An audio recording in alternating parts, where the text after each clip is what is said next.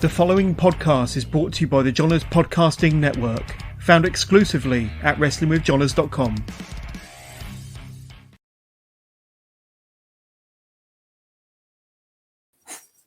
And hello again, wrestling fans. Welcome to another edition of This Week in History.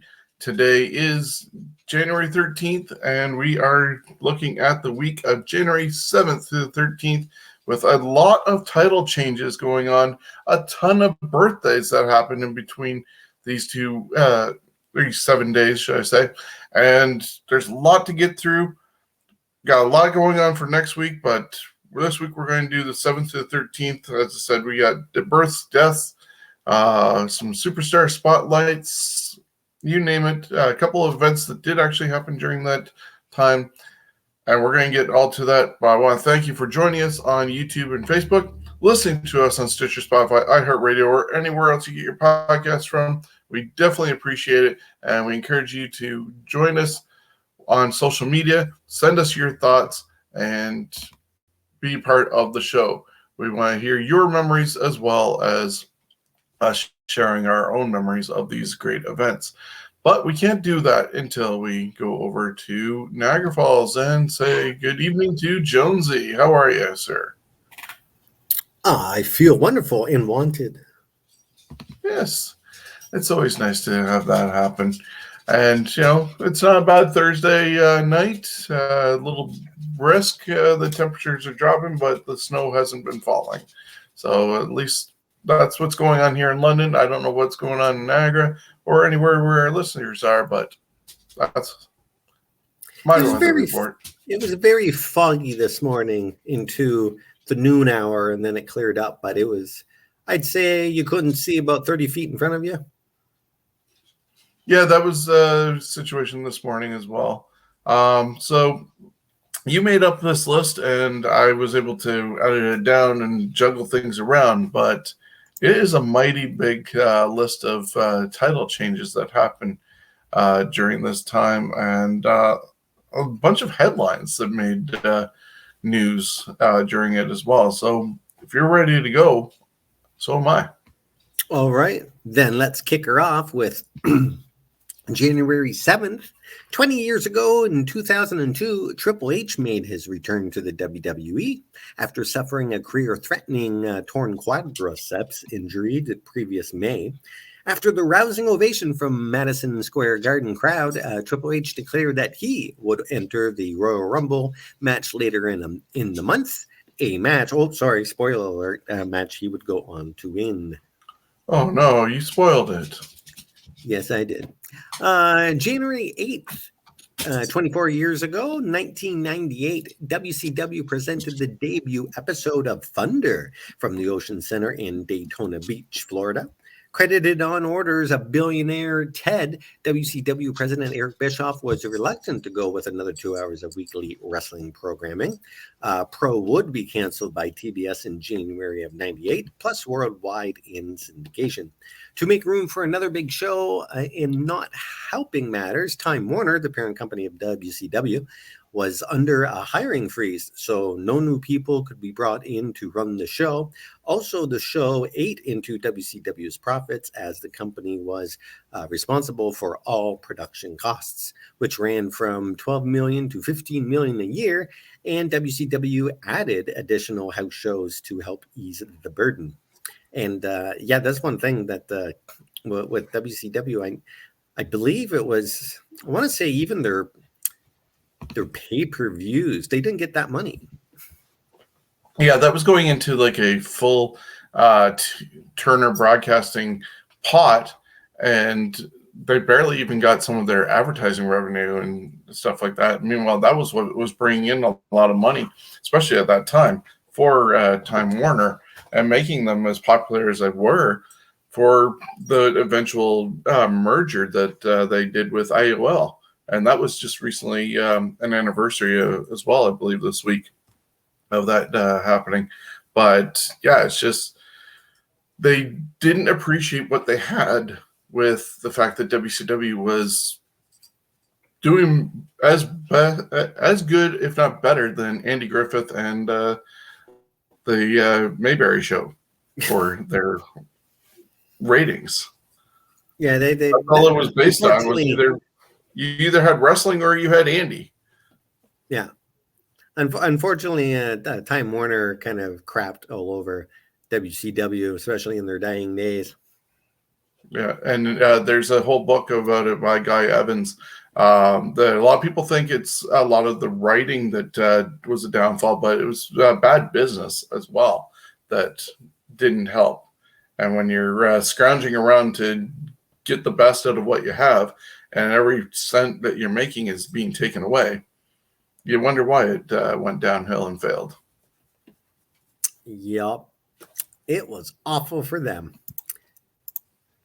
January 8th, 9 years ago in 2013, WWE announces via press release that John Cena would appear on boxes of Post Fruity Pebbles and Cocoa Pebbles in the run-up to WrestleMania 29.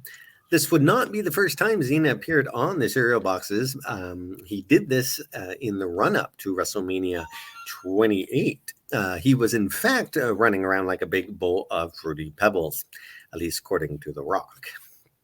Well, every week he was changing a new color of merchandise, or at least it seemed like it. I think probably every 3 months he was getting new gear, and it was either lime green, purple, yellow, red. So, as Rock said, all the Fruity Pebble colors. And around that time, that's when I think John Cena was at his hottest. Oh yeah, and I believe he was on a interview recently, and that feud with The Rock. Vince wanted him to turn heel, but that never happened. And there's a reason. Look at how many Make-A-Wish Foundation requests he's fulfilled for kids over the years. It's crazy. Maybe he'll turn heel when he, retires. What was your biggest binge on the network is the question I had on here. That's because the network got launched, or announcement for its launch happened on January 8th, 2011 in Las Vegas. And they told about how it was going to have original programming and all your backlog catalog from the 24/7 channel that they had. And it was to launch on February 24th, just after Raw. Actually, it did launch February 24th, 2013 after Raw. It was supposed to launch in 2012, but, technical difficulties along the way, go figure. But now everything is there and got sold off to Peacock. Oh, but the network got sold to Peacock? Well, in the United States, people have to go to Peacock to watch it. In Canada and the rest of the world, we're still getting the regular network. But Vince hauled in a whole load of coin for going over to Peacock. The downside is now we have long sort of profile videos happening during pay-per-views where people on Peacock on the cheap level are getting actual commercials. But you asked about the binging on the network. Well, some of my favorites are things like Table for Three, just the banter that happens there. And then, of course, Broken Skull Sessions, the JBL interview thing that he had was really good. And for the brief time that Conrad Thompson and Bruce Pritchard had something else to wrestle with, I prefer those behind-the-scene talking things than some of the stupid things like Swerved and Legends House. What about yourself? I'd say pay-per-views are the ones where, like Royal Rumbles and certain ones that had, certain matches, I'll just like YouTube and just keep on selecting. And some of the other stuff like Thunder, I love watching Thunder. I really wish they'd, and eventually they will get all the Saturday nights on there. That was probably my favorite to watch, was the Saturday nights. Yeah, they were good times. All right. Going to move on. January 9th, 29 years ago in 93, Bret Hart defeated Ric Flair 3-2 in a 60-minute Iron Man match to retain the WWF Championship. This match is believed to be the first Iron Man match in WWF history. Also on the 9th, 16 years ago, 2006, on Raw, Edge celebrated his first WWE Championship win the only way he knows how, by having sex with Lita right in the ring. Yeah, and that one is controversial in itself because Lita said recently that they apparently threatened her to go out and do that, or at least were very strongly suggesting to do it. She might have refused, but then ended up doing that. And then things got a little out of hand where she actually was topless under the sheet, and the camera did catch a little bit of Lita nipple. Yay. I have to go looking for that later. All right.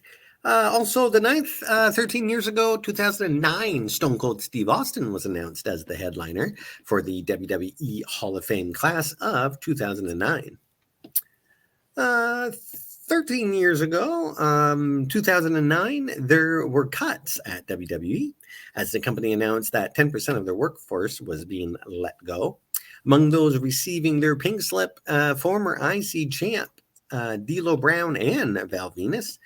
Included in there is Kevin Thorne and Bam Neely, who is on the ECW brand, referee Jimmy Corderas, and referee turned producer Tim White, and Vince McMahon's 2 limo drivers. Oh, those poor bastards. Poor guys. Yeah. January 9th, 10 years ago, WWE announced that the 4 Horsemen, the Arn Anderson, J.J. Dillon, Ric Flair, and Barry Windham, Tully Blanchard would headline the WWE Hall of Fame class of 2012 with, of course, Edge, but he wasn't a 4 Horsemen.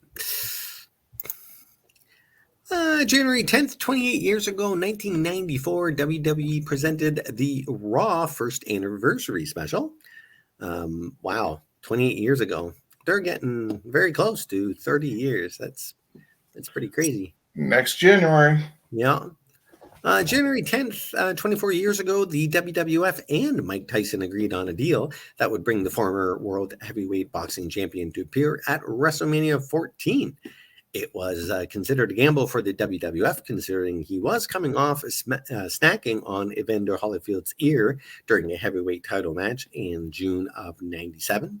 He was fined $3 million, and hey, ironically, Tyson, that's what he got paid by the WWF for his role in WrestleMania 14. In the end, the gamble did work. Of course, about 730,000 homes bought WrestleMania, more than triple the number of homes that bought WrestleMania 13, sparking a resurgence for the WWF.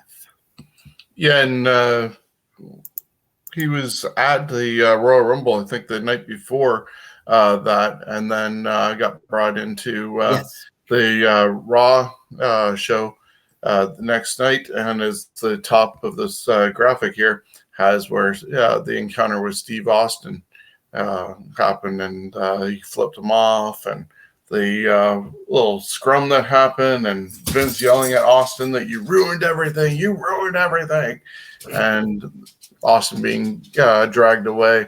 But yeah, it was a really good deal, and I think a lot of people over in WCW thought of that moment as the oh shit type moment where, the tide is going to start turning.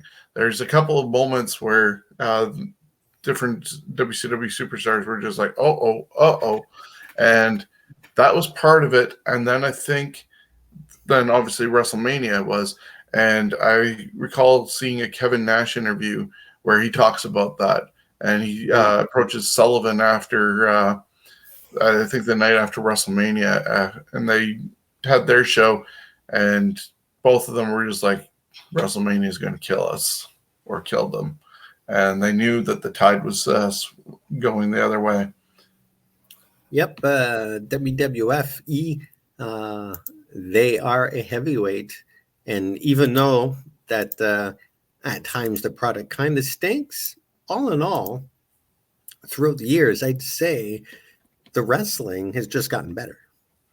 Yeah, they're getting better in-ring product between the bells. I think their biggest issue is having comedy writers and Hollywood writers doing the stuff, the fluff in between on the other sides of it, instead of having the former superstars who are agents also doing the creative part and allowing the talent to be creative, because they know what they're doing, as opposed to somebody who wrote Mad About You.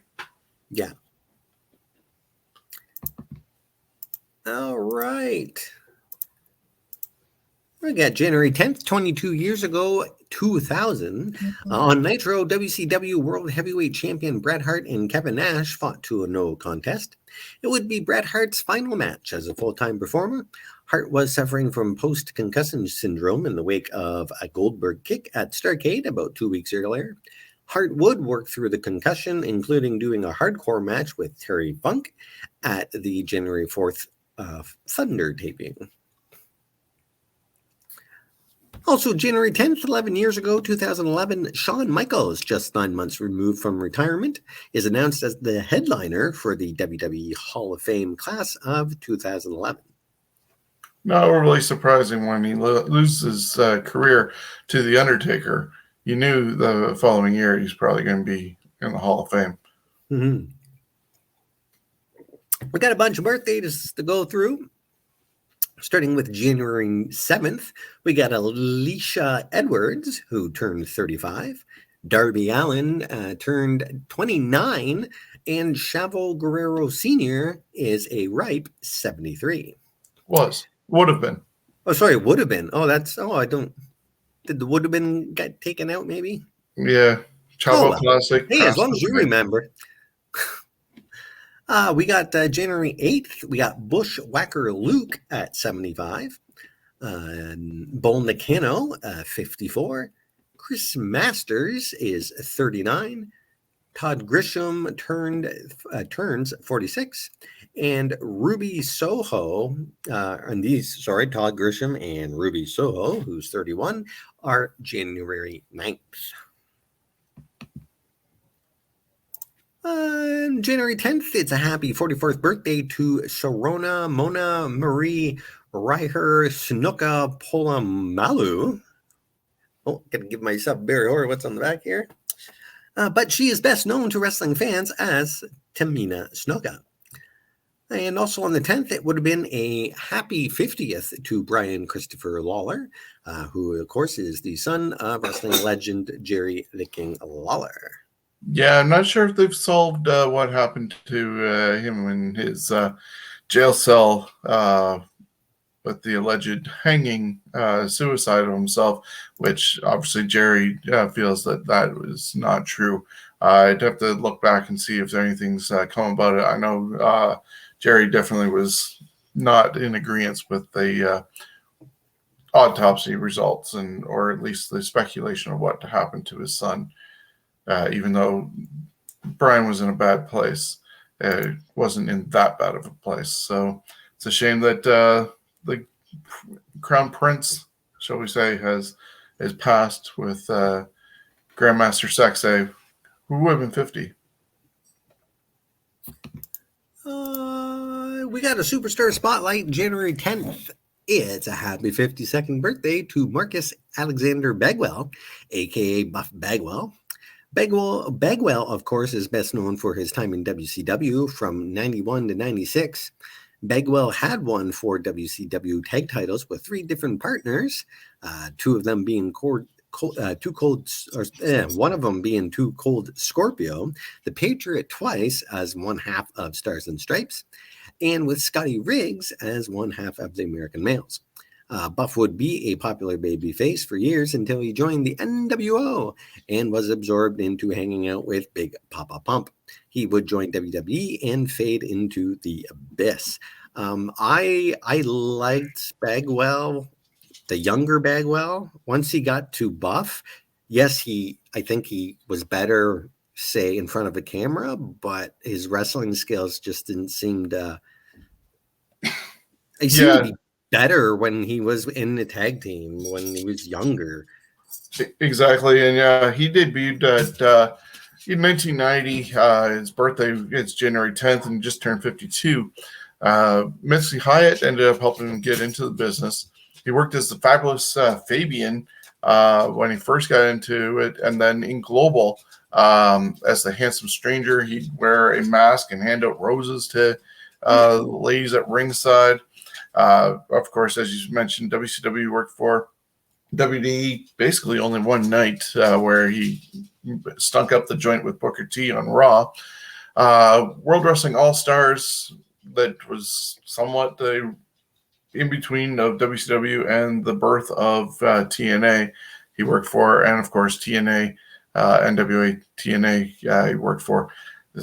Retired, or well, I don't think he's totally retired, but he doesn't do too much appearances anymore. And last I had heard, thanks to some of the Conrad Thompson podcasts, I think especially the Tony Schiavone one, he was working for a escort service, Cowboys for Angels, and has a profile on there. So ladies, if you're looking for a date, Buff the Stuff is there. Another note that I have on here is that what if his mom hangs out with him? No, Judy just recently passed away. No. And that he was almost crippled in the ring in a match with Rick Steiner. And that was somewhat the antithesis of him doing the switchover as well. When they turned him heel, he had duped Rick Steiner and joined Scotty Steiner with that whole thing. So, yeah, and like you mentioned, he introduced the world to Judy Bagwell, and we got her as a tag team champion and on a forklift. Forklift. Good times. Oh, great times. Whole bunch of title changes. Here we go. Starting with January 7th. 56 years ago, 1966, Gene Kiniski defeated Lou Thesz to win the NWA World Heavyweight Belt. 2001, the Sandman defeated Steve Corino and Justin Credible in a tables, ladders, chairs, and canes match to win the ECW World Heavyweight Championship. 2001, also Rhino defeated the Sandman. This was the same show to win the ECW World Heavyweight Championship. He would be the company's last champion in the original ECW. 2002, Spike Dudley and Taz defeated the Dudley Boys to win the WWF Tag Team belts. Weighing just 398 pounds combined, Spike and Taz were at the time the lightest tag team champions in WWF history. 18 years ago, sorry, go ahead. Tiny people.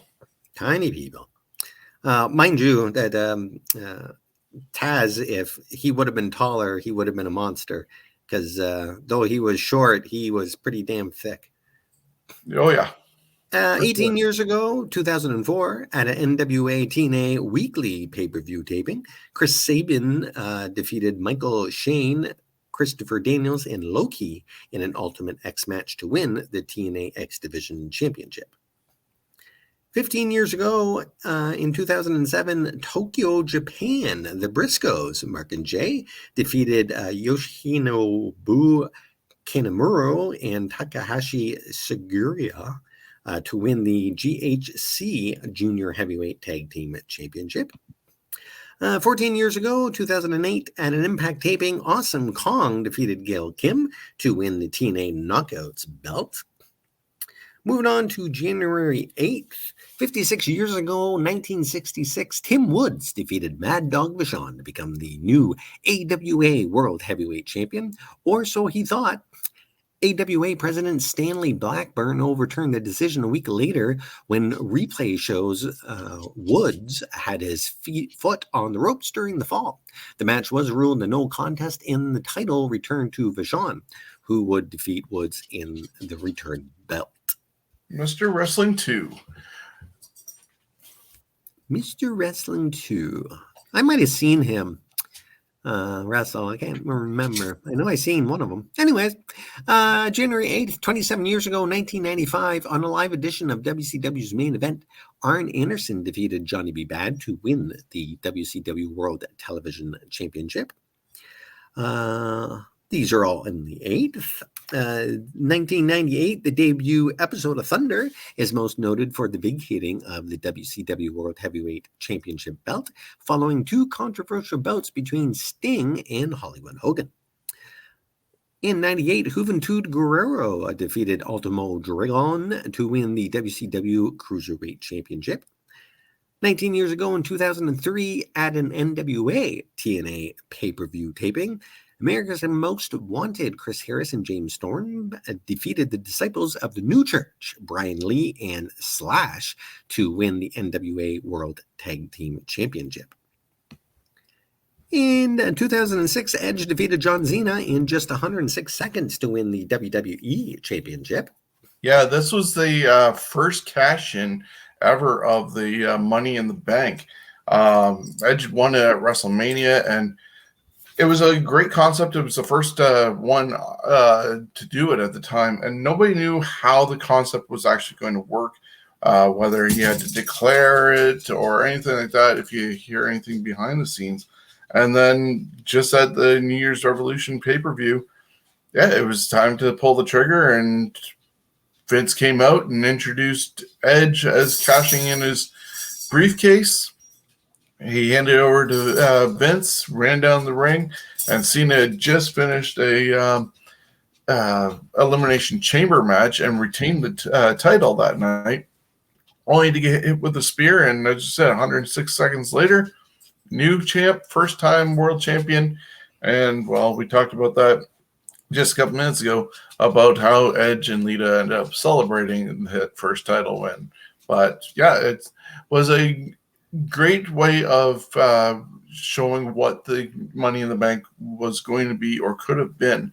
I don't know if it has the same power as it does today. There's just too many times of the surprise jump that I think it's lost its prestige in that regards. I didn't mind a couple times when people like Rob Van Dam called their shot and did it. So they need to mix it up a slight bit. They've had a few people lose, so it's not a guarantee that you're going to win, but it's too many times, and it doesn't work for me personally when a babyface is holding the case and does a cheap cash in. The babyfaces should be the ones going to the champion and saying, I want a title shot next week or at the next pay-per-view, and this is what I'm cashing in, so it doesn't cheapen it. Yeah, I can see that. Personally, I'd like to see the evil people do that. They don't all have to be cheaters, because, hey, when you're bad, you're confident in yourself. Sure. Sometimes. January 8th, we're going to continue. I believe we're at Alberto Del Rio. Alberto Del Rio. I must have scrolled through that. January 8th, 2013, on SmackDown taping, Alberto Del Rio defeats The Big Show in a last-minute standing match to win the World Heavyweight Championship. Yeah, keep going because I'm lost. Okay. On January 9th, 2000, the Impact Players, Lance Storm and Justin Credible, defeat Tommy Dreamer and Raven to win the ECW World Tag Team Championships. On January 9th, 2005, Trish Stratus defeated Lita to win the Women's Championship. 3 more title changes to come include January 9th, 2005, the same episode that Trish got the title, Triple H defeated Edge, Chris Benoit, Chris Jericho, Batista, and Randy Orton in an Elimination Chamber match to win the vacant World Heavyweight Championship. Shawn Michaels was the guest referee of that match, and that's when Batista and Ric Flair celebrated with him, Crimson Mask for Triple H and all that, but he got the belt that night. And, of course, over on the TNA side of things, on January 9th, 2 title changes happened on 2011, January 9th. Abyss defeated Doug Williams to win the TNA Television Championship. And that same night, Mr. Anderson defeated Jeff Hardy to win the TNA World Heavyweight Championship. Fantastic. Now I know where we are. There we go. It's all good. Okay, some of the events. January 7th, 21 years ago in 2001, ECW held guilty as charged. It would turn out to be the final televised event for the company, as mounting debt forced them to stop running shows a few days later. 2 months later, the company filed for bankruptcy. Well, it worked out in WWE's case because, they had been floating Paul Heyman for a long while and had that, to most people, unknown alliance going on. But in the end, because they somewhat were owed money for what they put out to Paul Heyman, they were able to get the library dirt cheap when it went to bankruptcy court, because it basically was an asset that WWE claimed in their compensation. Poor Heyman. Yeah, he got a job. Yep. Well, that's yes, he did. January 7th, 15 years ago, 2007, WWE presented New Year's Revolution. John Cena defeated Umaga to retain the WWE Championship. This was Umaga's first pinfall submission defeat. Also on the 7th, 14 years ago in 2008, WWE presented Raw Roulette 3. As with previous editions of the event, every match on the show was determined by a spin of the wheel. January 8th. Just a twist on WCW, spin the wheel, make the deal, which now NXT uses. January 8th, 16 years ago, 2006, WWE presented New Year's Revolution. And 10 years ago, TNA presented Genesis from the Impact Zone. Good old Impact Zone. Some of the headlines. We're going to start with January 11th, 1993, 29 years ago, 1993. I already said that. WWF presented the first episode of Monday Night Raw from the Manhattan Center in New York City. The show replaced the long-running prime-time wrestling on the USA Network. Of course, the rest is history. Also on the 11th, 23 years ago, 1999, on Raw is War, China last eliminates Vince McMahon to win the corporate Royal Rumble. The win gives China the number 30 entry into the Royal Rumble match, making her the first woman to enter the annual Battle Royale. 21 years ago, 2001, Eric Bischoff and Fusant Media Ventures announced they had agreed in principle to buy World Championship Wrestling. Of course, that went to shit, and the WWE picked the bones of WCW for a few million and left the Universal Wrestling Corporation in a filing cabinet somewhere in Atlanta until, believe it or not, 2017 is when finally that company was dissolved. Yeah, it's kind of odd timing that it took that long to dissolve it, but yeah, hey, whatever. January 11th, 11 years ago, 2011, former WWE announcer and briefly Raw general manager Mike why can't I say that? Adam Lee, really? Okay. Is arrested in Chicago on DUI charges. Adam Lee, who was on medication for epilepsy at the time, is eventually cleared of all charges. In 2017, Adam Lee announced his retirement from WMAQ-TV due to dementia believed to be caused by years of concussions in football. It's okay that you messed up his name in a way, because on one of his on one of his first appearances in the WWE, he called Jeff Hardy Jeff Harvey. Harvey, yes. Yeah. Awesome. I bet you Vince cringed on that. We're still on January 11th, 2012. PW Insider and WWE later confirmed that Mick Foley would enter the WWE Hall of Fame class of 2013. It's a good thing that they did Mick Foley, because technically you have guys like Ric Flair, who is a two-time Hall of Famer because of himself and the Horseman. You have Hulk Hogan, who's a two-time one because of himself and the NWO. Booker T for himself and Harlem Heat. Shawn Michaels for himself and DX. Sean Waltman is in twice because of DX and NWO. And of course, same with Hall and Nash with themselves and NWO. But Mick Foley technically could become at least a 4-time Hall of Famer if they wanted to stretch it and have him up there so many times, because he could be there as himself, which he is. Dude Love, Mankind, and Cactus Jack. See, I don't agree with Dude Love. I don't think Dude Love would Had a Hall of Fame deserve career. to go in. However, he could be a 4-time because eventually the Rock and Sock connection would go in. There's that, and maybe he can induct Mr. Sacco. Ah, yes, Mr. Sacco, the first puppet into the Hall of Fame. And though I'm sure that if they started doing that, Sacco would definitely make it in long before Rocco. Rocco did have his moment in the sun at Wembley Stadium. Oh, that was awful. That was just awful. That was one of the dark moments in WWF history, in my opinion.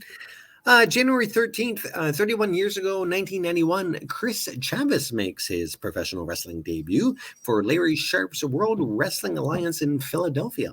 Chavis was trained by Sharp and would have a moderate run in the WWF as Tatanka. Yeah, and January 12th, the Nation of Domination get a new member in Mark Henry, as Mark Henry turns on Ken Shamrock in a tag team match against the Nation members, The Rock and D'Lo Brown, and that started expanding the Nation further before The Rock ended up kicking Farouk to the curb. Nation, domination. I memorized the lyrics for that from that song. Oh, yeah. Sticking with January 13th, 29 years ago, 1992, WCW presented Clash of the Champions 22. This would be the final major event Jim Ross called for WCW because in February, he would be pulled from WCW programming due to Eric Bischoff taking over for Bill Watts as WCW's executive vice president. Yeah, the visual that's up on screen for those watching the show is a very young picture of Jim Ross from his WCW days. Definitely not the man under the black hat, and as we know currently with his goatee and everything, just looks like a clean-cut reporter back in those days. And I think for whatever reason, his voice sounded higher in WCW than it did when he went over to work for Vince. Could be a thing with the production values of WCW versus WWF, but he definitely didn't sound as Southern as he did when he went over to work for Vince, and his voice got a little bit lower. Yeah, and I'm not sure exactly what was the cause of that age or what, Well, it's before the Bell's palsy as well, because if you I don't think that would cause, but maybe it would. I honestly don't know. But there is some, especially older tapes of certain comedians and stuff like George Carlin. His voice turned really gruff as he got older. In recording voices, you listen to Meatloaf's first album, Bat Out of Hell, and then listen to his next couple after that. He sounds like a completely different singer as far as the pitch in his voice. Well, a huge thing with that right now is even Vince McMahon. The Vince McMahon Attitude Era, Austin McMahon era voice that he had then, or even WrestleMania 3 when he welcomed everybody to WrestleMania and introduced Aretha Franklin, compared to the doddery old 75-plus-year-old man that you hear now on Monday Night Raw tutoring Austin Theory, just sounds a totally different man than that. And it's definitely I thought at one point he said he didn't want to be on TV anymore. But then when things go wrong, poof, he pulls himself out. And I don't know if it's strengthening that legacy. Unless they have him be an insane old man on TV. I would definitely, I'd definitely be for that. That'd be great TV. 21 years ago, this is still January 13th, ECW held a house show at the Pine Bluff Convention Center in Pine Bluff, Arkansas. It would turn out to be the final ever show presented by the promotion originally known as Eastern Championship Wrestling. The main event saw the Sandman defeat Justin Credible in a hardcore match. In post-match, Credible and Sandman hugged amidst the sea of bottles and cups being thrown Justin's way until Atlas Security stepped in. Then the locker room emptied and Tommy Dreamer and Sandman thanked the fans while the wrestlers shared beer in the ring. Rest in peace, ECW. Yes. 2003, WWE broadcasts the first of two parts of their Raw 10th anniversary special. The second part, taking place the next night, was an awards ceremony honoring the best matches and moments on Raw from the past 10 years. And I know I have that DVD. You probably have it somewhere as well. Yep, I have that one. And we're going to talk about some of the awards and top 10 moments and stuff like that of the 10 years on our next episode. That's in the list there. All right. Great. 8 years ago, 2014, James Hellwig, a.k.a. The Ultimate Warrior, was announced as the headliner for the WWE Hall of Fame class of 2014. That's when hell froze over. 2014, also an iconic image was born that night as Daniel Bryan celebrated his cage match victory and freedom from the Wyatt family on top of the cage with a huge yes chant to close the show. Yeah, I was trying to get a photo of that and really couldn't get one that was nice to put up on here. It was all blurry and stuff like that. But yeah, that just a huge moment of him finally turning on the Wyatt family, which he knew was going to happen because he didn't really stick with them too long. But then he took out Bray, sat on top of that rim of the cage, and just the whole arena you could see just going. And that ended up sparking a lot of other arenas doing that in other sports. So basketball, it was happening at football stadiums. It definitely caught on. Yeah, even at my wedding, the rehearsal, we were doing the yes chant. Like, it just was, as you said, an iconic sort of moment. A few more birthdays here. January 10th. It's a happy 62nd birthday to Jose Casas Ruiz. I don't know. Ruiz. But of course, he's better known to Lucha fans as Negro Casas. January 11th, it's a happy 80th birthday for Windsor, Ontario's own Abdullah the Butcher. And yes, believe it or not, he's still alive. I mean, good for him, but you think at that size and the career he had that, wow, he wouldn't make it to 80, but he has, and good for him. January 11th, today would have been the 91st birthday of Salvatore Guerrero Quesada, best known to Lucha Libre fans as Gory Guerrero. January 13th, Shad is 41. Yeah, we lost him last year after he tried rescuing his son. Yes. So, rest in peace, Shad. And also on the 13th, Yujiro Takahashi, 41. Nice. All right, we got some superstar spotlight here.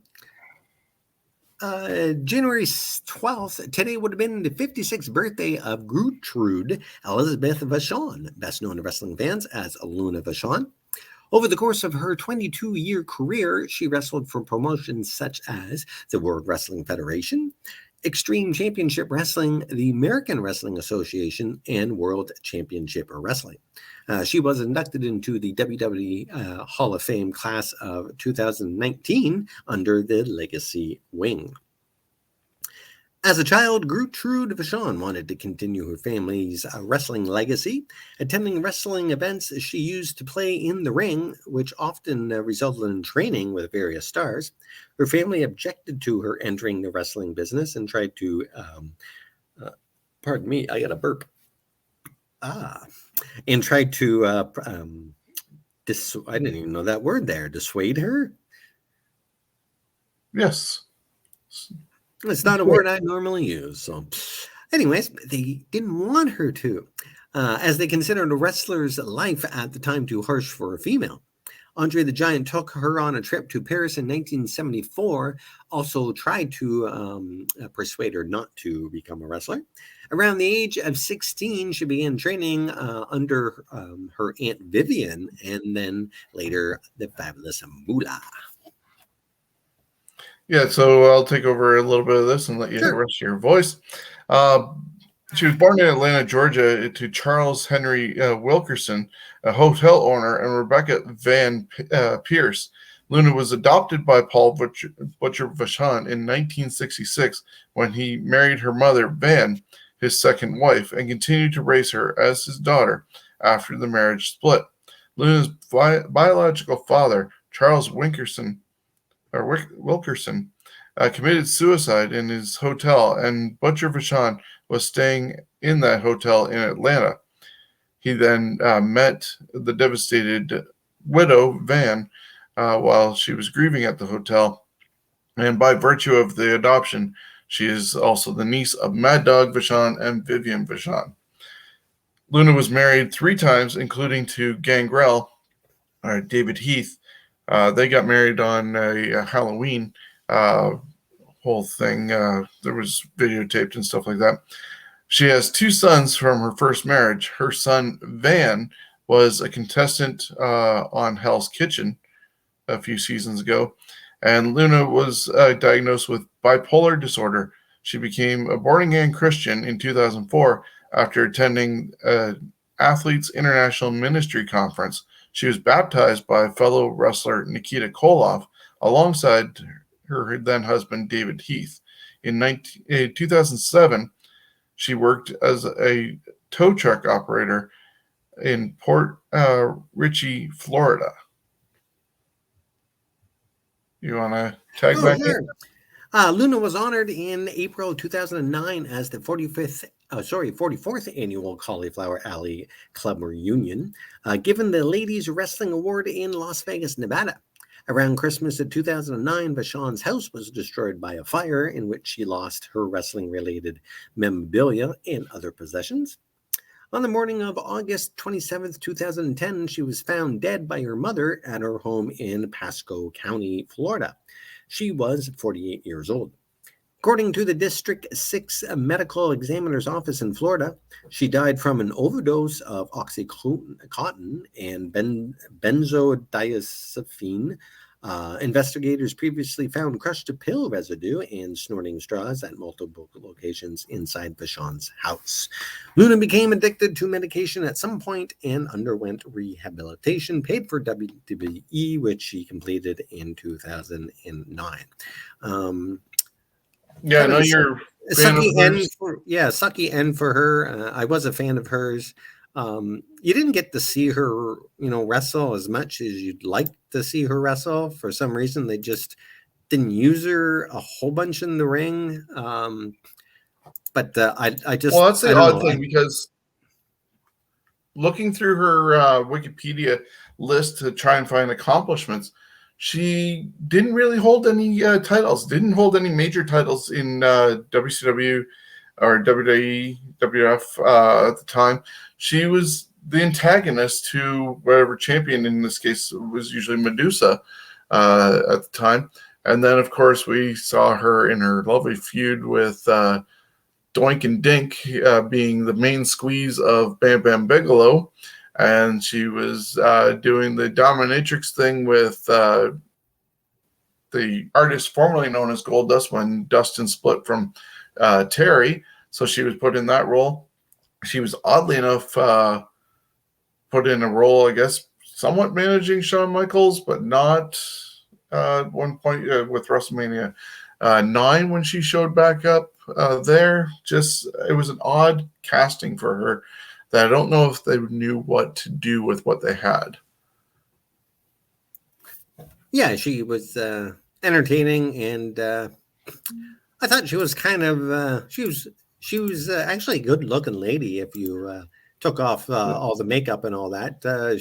She just looked like, a regular lady, but there is a Dark Side of the Ring episode involving her. Yes. And I believe one of the last things she did in WWE was actually being with the Oddities. So dancing around with Kurgan and Gulga, which was Earthquake and stuff like that. And the she got to, I guess, finish as somewhat of a face in that case because the oddities were face at the time. I do believe I have a Luna Vachon action figure from that time. Cool. All right, moving from Looney, we're going to go to a whole bunch more title changes. Starting with January 10th, there's a few. 38 years ago in 1984, Nick Bockwinkel defeated Jerry Lawler to win the vacated AWA World Belt.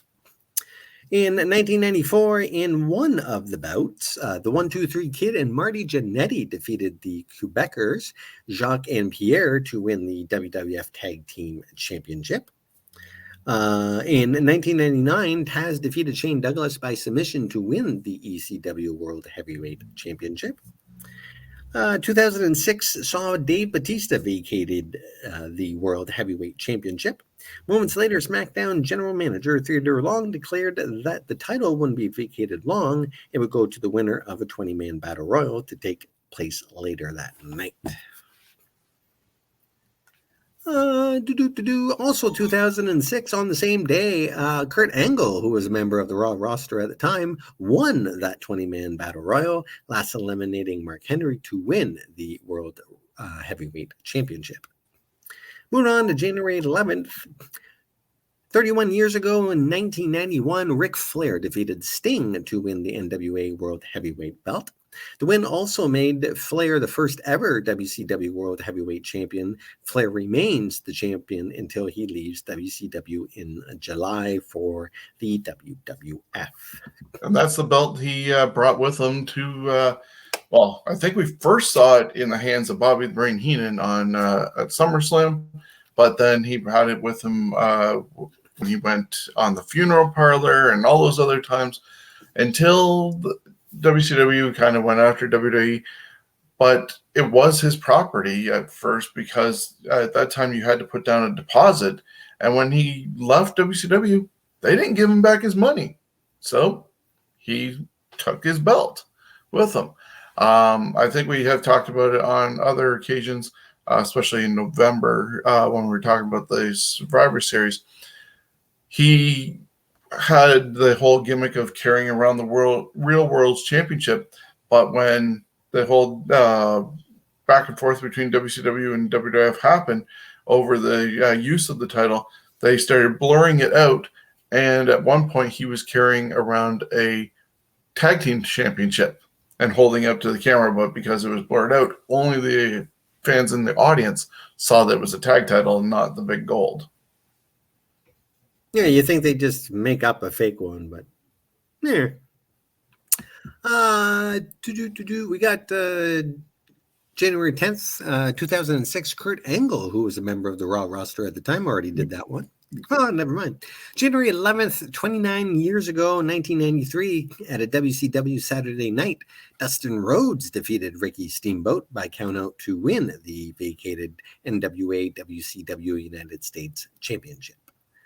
22 years ago, year 2000, at a Thunder, Brian Knobbs defeated Norman Smiley to win the WCW Hardcore Championship. A title that did not last too long. Yeah, and probably the only singles title that Brian Knobbs ever held. 17 years ago, 2005, at a SmackDown taping in Tampa, Florida, the Basham brothers, Doug and Danny, defeated Rey Mysterio and RVD, Booker T, and Eddie Guerrero, and Mark Jindrak and Luther Reigns in a 4-team elimination match to win the WWE Tag Belts. The only team that was an actual team. Yeah. Everybody else was Franken-teamed. Sticking with January 11th, 2009, Alex Shelley defeated Chris Sabin to become the new TNA X Division champ. 2009, Beer Money, and this was the same event, Beer Money, Inc., James Storm and Robert Roode defeated Lethal Consequences, Consequence Creed and Jay Lethal, and Abyss and Matt Morgan in a 3-way match to win the TNA Tag Belts. And January 12th, 24 years ago, 1998, on Raw is War, the Rock and Roll Express, Ricky Morton and Robert Gibson were awarded the vacated NWA World Tag Team Championship. That was that short-lived time between NWA and WWF where Cornette was leading it and Jeff Jarrett was given the title and stuff like that. And yeah, it didn't last too long. And we also got introduced to Bombastic Bob and Bodacious Bart as a new Midnight Express. I don't think Corny was too happy with that one. No, but some of it was neat. I liked it when they brought in some of these tag teams and that. And even when, RVD came in the original time, I think it's great when wrestling is able to do that, bring in people from other organizations and show them off on their TV. Yeah, AEW was doing it recently when they were doing a couple things with Impact, and they now are, Impact is doing stuff with Ring of Honor to keep Ring of Honor in the spotlight since Ring of Honor shut down until April. And then people are now wondering if WWE has finally opened up the forbidden door, because at the Royal Rumble, the current Impact Wrestling Women's Champion, Mickie James, is making her return to the WWE to be in the Rumble, and they're acknowledging her as being the Impact Wrestling Champion. Plus, she's working for the NWA, so they're working with, in a way, at least those two companies to get Mickie. Whether or not they're going to have anybody else show up, that's up in the air. We're going to have to just wait and see. Well, there is a rumor of a man from one of those organizations. Personally, I would not be surprised if someone like Y2J showed up, just because they do have a good relationship. He was on the Broken Skull Sessions. Yeah. So, you never know. And if it helps them, why not? Well, hey, in the end, Vince is going to own all their libraries. So, because Tony Khan is as much of a businessman that he seems to be right now. He's also coming off very much, unfortunately, as a mark who has a lot of money and is just doing his own thing. Like, I get it, and we need an alternative and stuff like that, but it can only last so long before things need to be either tightened up or they fall apart. Yep. Before an accountant comes along and goes, you're losing a lot of money, buddy. So the events, and we're almost done for this week. Events January 9th, 22 years ago, in the year 2000. If anyone never watched earlier Conan episodes, that's where that's from. ECW presented Guilty as Charged. 17 years ago, WWE presented New Year's Revolution from Puerto Rico. And 11 years ago, in 2011, TNA presented Genesis. January 10th, 24 years ago, 98, ECW presented House Party 98. Selected matches from the show aired as episodes of ECW Hardcore TV. Also on the 10th, 23 years ago, ECW presented Guilty as Charged. And then on the January 11th, 13 years ago, TNA presented Genesis. And they also presented Genesis again January 13th, 9 years ago in 2013 from the Impact Zone. That is it for this week in wrestling. Of course, this week in wrestling history is compiled. I need a timeout. Oh, sorry. Timeout. Sorry. I can stop during. Sorry to interrupt you. I know you were on a roll. Thanking people who were part of making this. But today on Facebook, I noticed somebody else's post and wasn't included with this. I'm surprised we got everything in as we did. But today also marks the 30-year anniversary of Marty Jannetty diving through the Barbershop window trying to escape Shawn Michaels. Why would he do that? He never was the same again, unfortunately. No, I don't know why he dived. Well, he could have just gone around. He didn't have to jump through the window. But I mean, it made for a very memorable moment. Oh, for sure. But it just And then showed that ended Shawn Michaels, of course, was the core of that team. Poor Marty. Yeah, I'm not sure how we missed that one.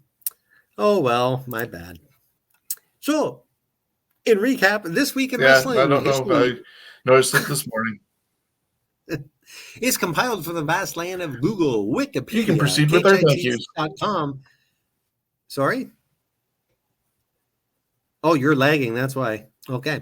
And most importantly, from fans and journalists that had front row seats to history. And a big thank you to our sponsor, Coolbet, coolbet.com, and sportsbook betting and casino games. Stay cool and bet responsibly. And of course, thanks to all of our Johners listeners and everyone out there that does, in fact, listen to the show. And Sean's about to come back. I'm having a little bit of issues. I'm done my banter, and the show is now yours. Yeah. So thank you, everybody, for joining us, and we will catch you next time. We're going to talk about Royal Rumble 92 and a bunch of other things. So until next time, have a great night.